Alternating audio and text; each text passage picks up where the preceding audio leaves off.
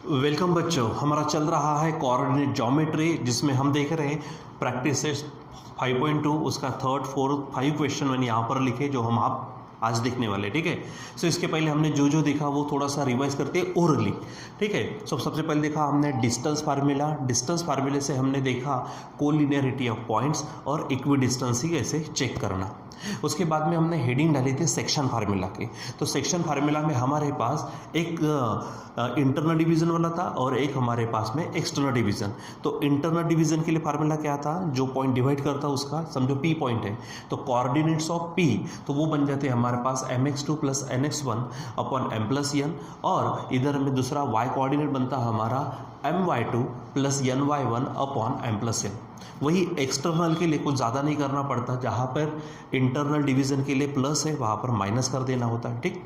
उसके बाद में हमने देखा मिड पॉइंट फार्मूला। तो मिड पॉइंट फार्मूला है x1 plus x2 upon 2, y1 plus y2 upon 2, और लास्ट में हमारे पास में सेंट्रॉइड फार्मूला जो हमने पढ़ा था। तो उसमें था हमारे पास में x1 plus x2 plus x3 upon 3, y1 plus y2 plus y3 upon 3। तो इस तरह से हमने जो देखा था उसी के बदौलत हमारे पास में कुछ क्वेश्चन है यहाँ पर। So let's have the look on this. पहला क्वेश्चन यानी आज का हमारा पहला मतलब टेक्स्ट बुक में हमारा इस एक्सरसाइज का थर्ड क्वेश्चन। देखो क्या कहता। चलो तो पहले क्वेश्चन की मैं हेडिंग डाल देता हूँ आंसर के लिए। यहाँ पर देखो क्या कहा, फाइंड द रेशो। रेशो कौन सा रहता हमारा, याद करिए, रेशो रहता ms/n। मतलब सिंपल फाइंड द रेशो कहा मतलब you have to find the ms/n। आगे in which point t divides the line segment joining the points P and Q। तो जो 3 पॉइंट दिए पहले उसके कोऑर्डिनेट्स लिख लेते हम। तो यहाँ पर T है, T के कोऑर्डिनेट्स है हमारे पास में -1,6। यहाँ पर P के कोऑर्डिनेट्स ले लेते वो है हमको -3,10 है, और उसके बाद में Q के कोऑर्डिनेट्स है हमको दिए गए वो है 6,-8 है। अब कौन किसको डिवाइड करता, मतलब सेगमेंट किससे बन रहा है, T divides the line segment joining the points P and Q। ठीक है। तो हमारे पास क्या है, ये P है ये Q है, और T उसको क्या करता, डिवाइड करता। तो हमारे लिए जो P के और Q के जो कोऑर्डिनेट्स है उसको हमने x1 y1 नाम देना है और x2 y2 इसको नाम देंगे। यानी आप इसी को सामने में लिख दीजिए, ये है हमारा x1 y1 और ये बन जाएगा हमारा x2 y2। ठीक। और रही बात T, तो T के कोऑर्डिनेट्स या तो दिए जाते या फिर पूछे जाते। तो अभी फिलहाल T के कोऑर्डिनेट्स दिए जो डिवाइड कर रहा है, और पूछा हमको रेशो है। ठीक है। सो वो आपको ध्यान में रखना है। तो पहले इन तीनों पॉइंट में से कौन सेगमेंट दे रहा है, सेगमेंट दे रहा है PQ, और डिवाइड कौन कर रहा है T। तो हम यहाँ पर लिख लेते। ठीक है। क्या बोलेंगे कि पॉइंट, बोलिए पॉइंट T डिवाइड सेगमेंट कौन सा, P और Q को जोड़ने वाला, तो सेगमेंट PQ। ठीक है। तो हम यहाँ पे क्या कर रहे हैं, हमारे पास रेशो नहीं है तो वो रेशो हम ले लेते सपोज में। यहाँ पे हेडिंग डाल देते सपोज में। सपोज क्या बोलेंगे हम कि point T divide segment PQ in the ratio m/n, और वही रेशो हमको निकालना है।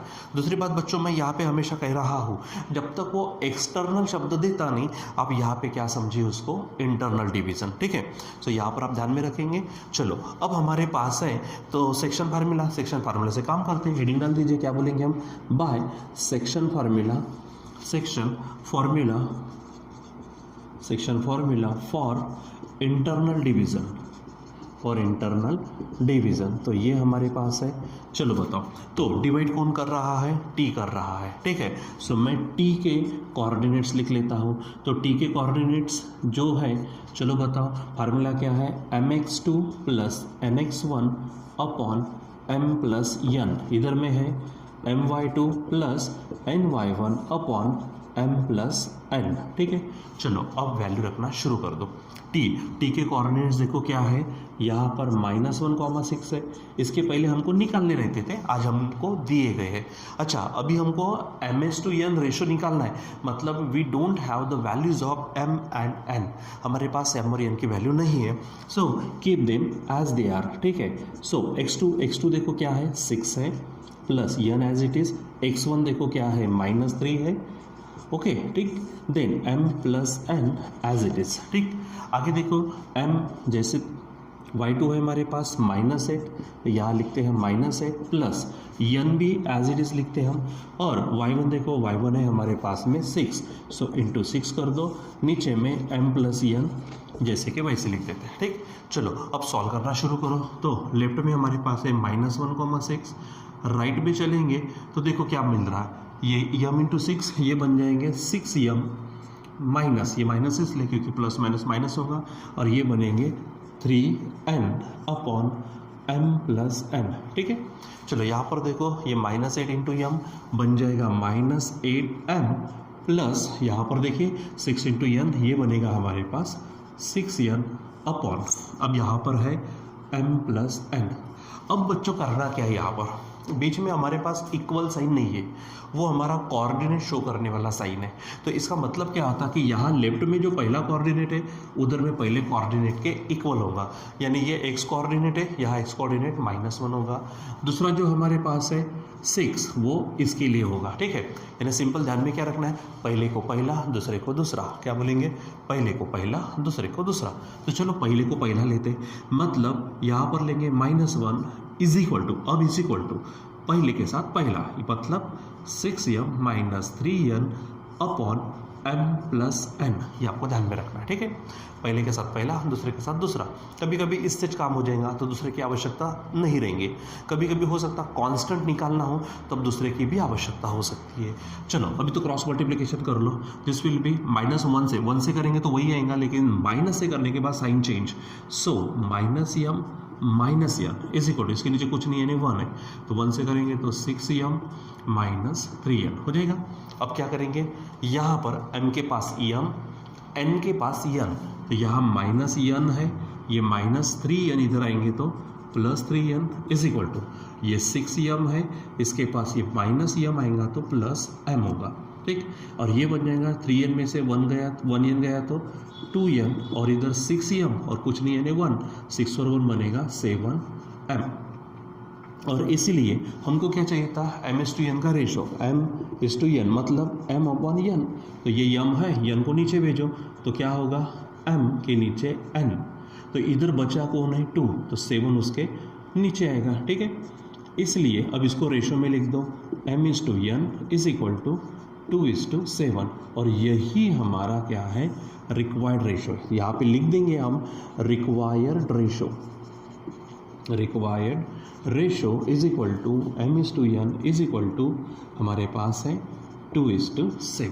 ठीक है बच्चों, सो इस प्रकार से आपको क्या करना है, यहाँ पर इसे इस तरह के क्वेश्चंस को सॉल्व करना है। ठीक है, चलो आगे बढ़ते हैं, हमारे पास है क्वेश्चन नंबर 4।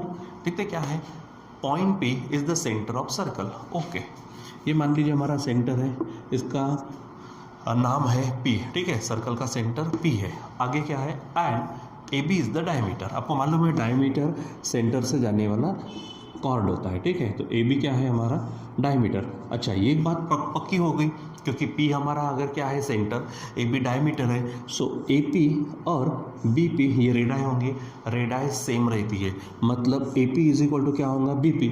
इसका मतलब P जो है वो AB का क्या होगा, मिड पॉइंट। मतलब यहाँ हम क्या लगा सकते हैं, मिड पॉइंट फार्मूला, वो आपको ध्यान में रखना है। चलो आगे बढ़ते हैं, find the coordinates of B. आपको किसके कोऑर्डिनेट निकालने हैं, बी के।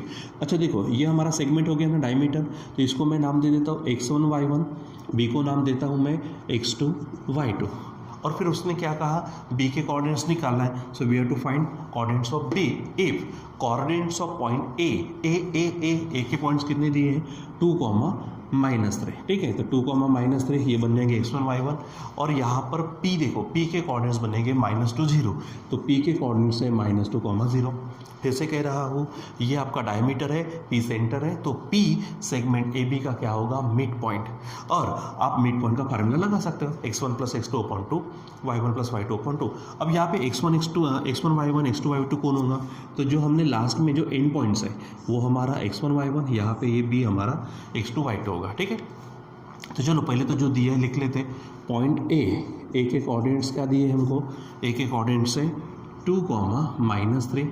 उसके बाद P के कोऑर्डिनेट्स दिए हैं हमको, P के कोऑर्डिनेट्स क्या है हमारे पास, -2, 0।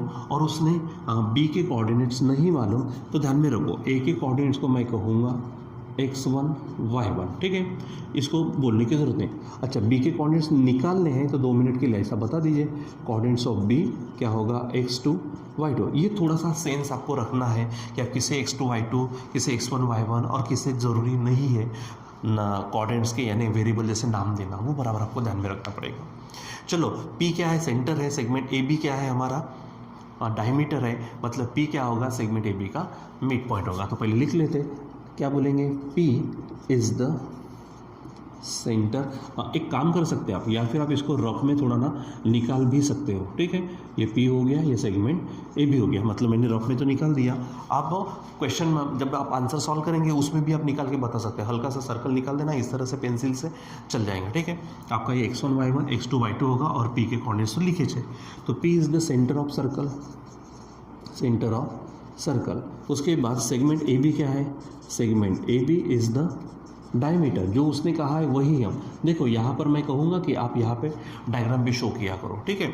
सो अगर ऐसा है, सो P इज द, मैं कहूँगा यहाँ पर मिड पॉइंट, वो क्या होगा, मिड पॉइंट ऑफ सेगमेंट, कौन सा, सेगमेंट ए बी, क्योंकि ये ज्योमेट्री का कॉन्सेप्ट है। क्या कॉन्सेप्ट है कि AP रेडियस है, BP भी रेडियस है, दोनों इक्वल रहती है। अगर आपको लिखना है तो एक लाइन यहाँ पर लिख सकते हैं, मैं आपके लिए ये काम कर दे सकता हूँ। आप यहाँ पर बोल सकते हो कौन सा, AP is equal to BP। So AP is equal to BP and reason is radii of circle, radii of same circle, radii of क्या है, सेम सर्कल, एक ही सर्कल की क्या है, ये रेडाई है, इसलिए बोलेंगे P इज द, अब तो चल जाएगा, P इज द क्या, मिड पॉइंट। यानी हम किसी भी टीचर को, ध्यान देना, हम किसी भी टीचर को पेपर जो चेक करने वाले होते हैं, हमारे आधा मार्क काट करने की भी हम क्या नहीं देंगे, उनको इजाज़त नहीं देंगे। हम A to Z पूरे एक्यूरेसी के साथ, जैसे आप जानते हो ना, 2-3 दिन पहले हमारा 10वीं का रिजल्ट लगा, इवन उसके 10-12 दिन पहले 12वीं का रिजल्ट लगा, विद्यार्थी को आउट ऑफ है, 12वीं में भी आउट ऑफ है, 10th में भी आउट ऑफ है, इसका मतलब उनकी कहीं पे चूक हुई नहीं है। तो वही हमको करना है कि अगर लगता है ना ऐसा कि रीजन दे देना है, दे दो, क्या होगा, मार्क्स नहीं मिलेंगे लेकिन इम्प्रेशन होगा, ठीक है। तो वो रिजल्ट के बारे में तो हम बाद में बात करेंगे। चलो देखो यहाँ पे P इज द क्या, मिड पॉइंट ऑफ सेगमेंट, कौन सा है हमारे पास में, ए बी। अब हेडिंग डाल दीजिए बाय मिड पॉइंट फार्मूला, क्या बोलेंगे आप, बाय मिड पॉइंट फार्मूला। तो मिड पॉइंट फार्मूला क्या कहता है, mid point formula, mid point कौन बनेगा, P। तो coordinates of P is equal to x1 plus x2 upon 2 y1 plus y2 upon 2 है ऐसा। तो अब इसको क्या करो, आप सॉल्व करो, मैं थोड़ा इसको मिटा देता हूँ, ठीक। चलो तो क्या हो जाएगा, रखो वैल्यूज रखो, x1 प्लस x2 अपॉन 2 वाला बोलो क्या है फट से। अच्छा, P के कोऑर्डिनेट्स दिए, P के कोऑर्डिनेट्स क्या है, यहाँ है -2, 0, ठीक है। इसको सॉल्व करो, x1 प्लस x2 अपॉन 2, तो x1 हमारे पास है 2 प्लस x2 नहीं है, ठीक है, अपॉन 2। अच्छा, y1 कौन है हमारे पास, ये है -3, y2 नहीं है, अपॉन 2, ठीक है। तो यहाँ सॉल्व करना हो नहीं पाएगा, सिंपल सा काम करना है।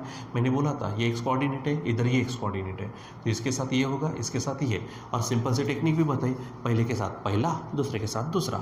यानी क्या होगा यहाँ पर, -2 के साथ कौन होगा, 2 प्लस x2 अपॉन 2, वही दूसरे के साथ दूसरा, मतलब ये 0 is equal to -3 plus y2 upon 2, इधर में ये हो जाएगा, ठीक।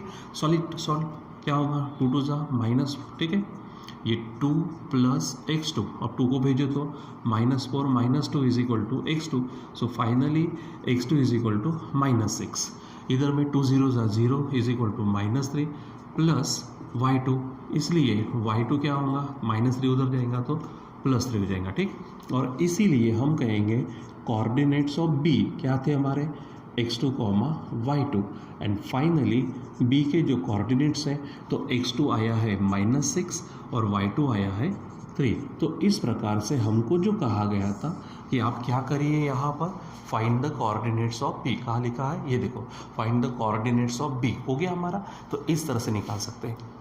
अब हमारे पास है क्वेश्चन नंबर 5, लेकिन आप देख रहे हो इतने से जगह में हमारा हो नहीं पाएगा, इसलिए मैं थोड़ा पॉज करता हूँ, ये मिटा देता हूँ और उसके बाद में हम क्वेश्चन नंबर 5 को देखेंगे जो इसके जैसा ही है, थोड़ा सा आगे बढ़ना है। इसके जैसा मतलब कैसा, इसमें हमने रेशो निकाला ना, देखो इसमें भी फाइंड द रेशो का मतलब यहाँ तक तो सेम है, थोड़ा आगे कहा है कि फाइंड द वैल्यू ऑफ के, वो भी निकाल देते। ठीक है, बिल्कुल कुछ सेकेंड में मैं दूसरा इसका हाफ पोर्शन शुरू करता हूँ उस क्वेश्चन के लिए। ठीक है,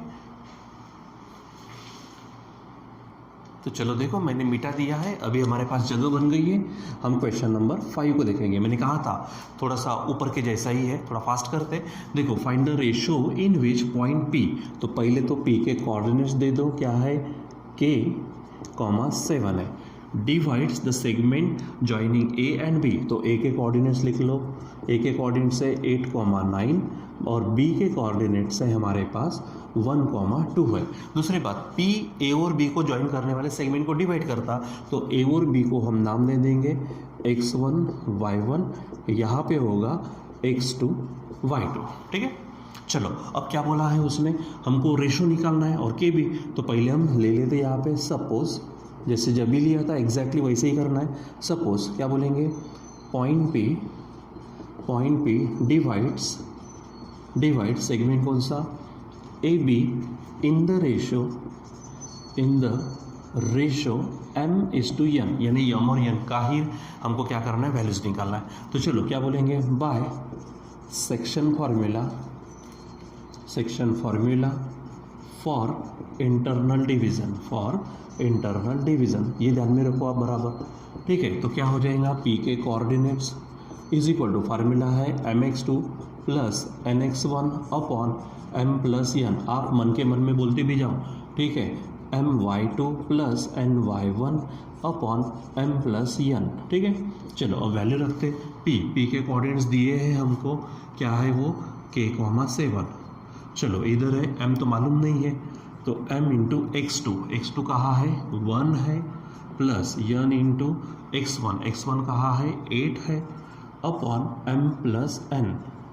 ठीक है, आगे बढ़ते हैं, my2 तो m इंटू y2 देखो यहाँ पर 2 है, प्लस n इंटू y1 है हमारा 9। ठीक है, और नीचे में है m प्लस n। ठीक है, सॉल्व करिए।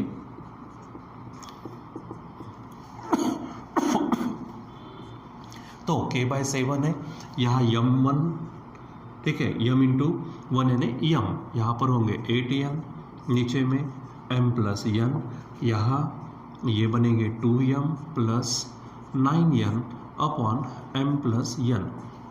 अब जब भी कहा था वैसा अभी भी, पहले को पहला दूसरे को दूसरा, लेकिन मैं k अगर लूँ तो वैल्यू मिलेंगी नहीं, तो मैं पहले इसको ले लेता हूँ 7 इसके लिए, यानी दूसरे को दूसरा। सो क्या हो जाएगा, 7 इज इक्वल टू बोलते जाओ 2m plus 9n upon m plus n, cross करो 7m, थोड़ा फास्ट कर रहा हूँ क्योंकि इसके पहले हो चुका है ये।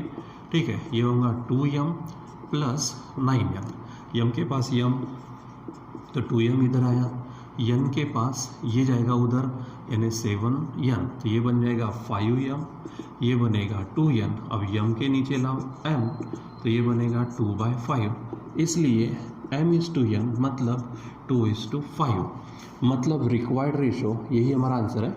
रिक्वायर्ड रेशो क्या होगा, required ratio is equal to m/n is equal to 2/5 हो गया। अब दैट इज हमारे पास m की वैल्यू क्या हो गई अभी 2 और n की वैल्यू होगी 5। हम थोड़ा देखो यहाँ तक जब भी किया था, अब थोड़ा हमको क्या करना है, k की वैल्यू निकालनी है, थोड़ा आगे बढ़ेंगे। अब देखो आल्सो, जैसे यहाँ पे क्या किया था, सेकंड के साथ सेकंड, दूसरे के साथ दूसरा, अब पहले के साथ पहला होगा, तो यहाँ पे आप नाम दे सकते हो 1। ठीक है, तो आल्सो फ्रॉम 1 क्या होगा k, तो पहले के साथ पहला, तो k के साथ क्या होगा बताओ, m प्लस क्या है 8n अपॉन यहाँ पर है m प्लस n। चलो वैल्यू रखो, ये m की वैल्यू क्या है 2 प्लस 8 इंटू n क्या है 5 अपॉन m देखो 2 है प्लस ये 5, तो बोलो क्या है 2 प्लस 8 5 ये बन जाएगा 40 अपॉन ये बनेगा 7। अब 2 प्लस 40 यानी 42 upon 7, so finally k is equal to 7, 6 क्या बनेगा हमारा 42, यानी यहाँ पर हमारे k की वैल्यू भी मिल गई और रेशो भी मिल गया। ठीक है बच्चों, तो इस प्रकार से हमको ये क्वेश्चन को सॉल्व करना होता है। कोई भी क्वेश्चन, कोई भी प्रॉब्लम अगर सॉल्व करना है तो आपके पास वो सब चाहिए जो उसको सॉल्व करने के काम आता है, जैसे फार्मूला कहेंगे, बेसिक कंसेप्ट कहेंगे, ये सब चीज़ें। ठीक है बच्चों, तो यहाँ आज थोड़ा सा रुक जाते हैं, फिर उसके बाद में फिर कंटिन्यू करेंगे बाद में हम। ठीक है, सो टिल देन बाय।